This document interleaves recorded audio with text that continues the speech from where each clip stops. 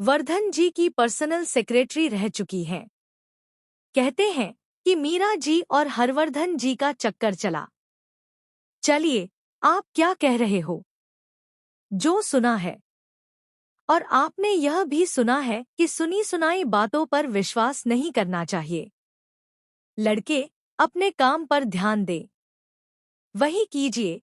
लड़कियों का और उनके कैरेक्टर का सर्वे करना छोड़ दीजिए। एम्प्लॉय ने आज मुझसे बहुत बदतमीजी से बात की है। समझा दीजिएगा उसे, नहीं तो आपकी कंपनी के लिए ठीक नहीं होगा। अनु, अभी के अभी इन्वेस्टर्स को लेकर ऑफिस आओ। अनु का साथ देगा अब आर्यवर्धन और सबक सिखाएगा इन्वेस्टर रवि को। जी हाँ दोस्तों, सीरियल तुमसे तुम तक में आ चुका है धमाकेदार ट्विस्ट, जहां आपको देखने को मिलेगा कि एक तरफ आर्य अनु को मनाने के लिए उसके पीछे पीछे घूम रहा होता है, तो उसी वक्त वहां रघु पहुंच जाता है और देखता है कि यह अधेड़ उम्र का आदमी इसके पीछे पीछे घूम रहा है। वह कहता है, इसने मेरी बेइज्जती की थी ना, अब मैं इसकी औकात दिखाऊंगा। अब मैं इसे बदनाम कर दूंगा। अब वह पीछा करने लगता है अनु और आर्य का। आर्य अनु से कहता है, अच्छा, तू माफ तो नहीं कर सकती मगर कुछ खिला तो सकती है ना? हम यहाँ कुछ खा तो सकते हैं, मुझे बहुत भूख लग रही है। वे छोले भटूरे की दुकान पर जाते हैं। वहाँ आर्य तीखा और नॉर्मल खाने के बारे में पूछता है और अपने लिए तीखा मंगवाता है। आर्य जबरदस्ती खाता है, जबकि अनु बार बार मना करती है, मत खाइए सर, रुक जाइए। आर्य कहता है, जब तक तुम मुझे माफ नहीं कर दोगी, मैं नहीं रुकूंगा।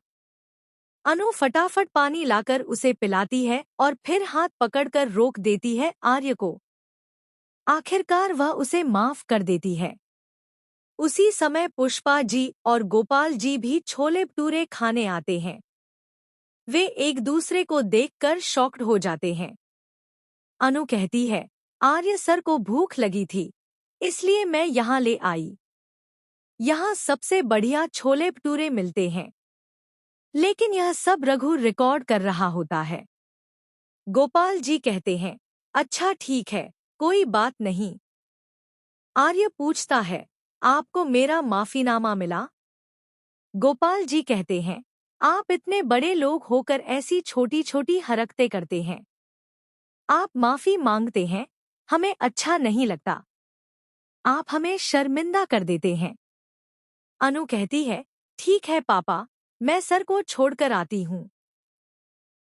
आर्य कहता है, जो तुम कर रही हो, जो सोच रही हो, वह सब गलत है अनु।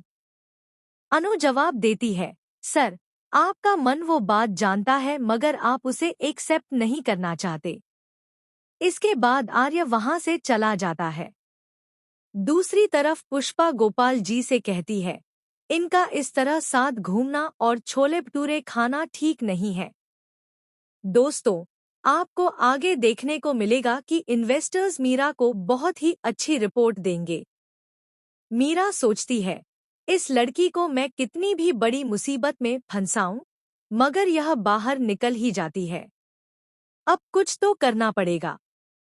इसी बीच आर्य जब गाड़ी में जा रहा होता है, तो रेडियो जॉकी एक प्रोफेसर से बात कर रहा होता है। प्रोफेसर एक लड़की से प्यार करता है, जो उससे 20 साल छोटी है। जैसे कि आर्य से अनु 20 साल छोटी है। आर्य सारी बातें सुन रहा होता है। रेडियो जॉकी कहती है, कोई बात नहीं, age is just a number.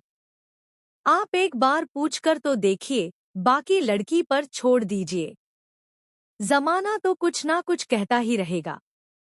दूसरी तरफ अनु को इन्वेस्टर रवि के साथ सर्वे पर भेजा जाता है। रवि कहता है, पता है, मीरा जी आर्या जी की सेक्रेटरी रह चुकी हैं और उनका चक्कर चल रहा था। अनु भड़क जाती है और कहती है, आप यह